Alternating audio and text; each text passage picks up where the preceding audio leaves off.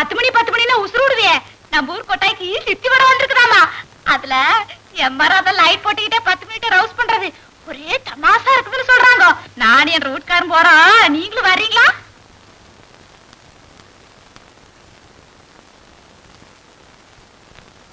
நான் வரலடி அம்மா. எங்க வீட்டுக்காருக்கு 1008 வேலை இருக்கும். பொண்டாட்டிய சினிமா கூட்டு போற அளவுக்கு அவருக்கு எது நேரம்? அட அவருக்கு நேரம் இல்ல தொலைது, நீ வா. 3 நேரமா போவா.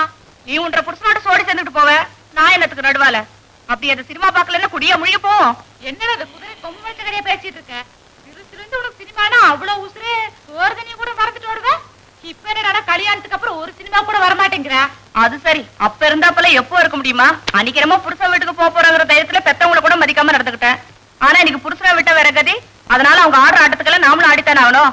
அவர் முசுலுக்கு 3 கால்லாம் ஒவ்வொன்னு தலையாட்டணும். என்னைக்காச்சும் புத்தி வந்து 4 கால்லாம் அதுக்கும் தலையாட்டணும். போப்போ பெரிய சினிமா. காலையில எழுந்து சாயங்காலம் வரைக்கும் என் புருஷனுக்கு வீட்டு வேலை செய்யறதுக்கு எனக்கு நேரம் சரியா இருக்கு.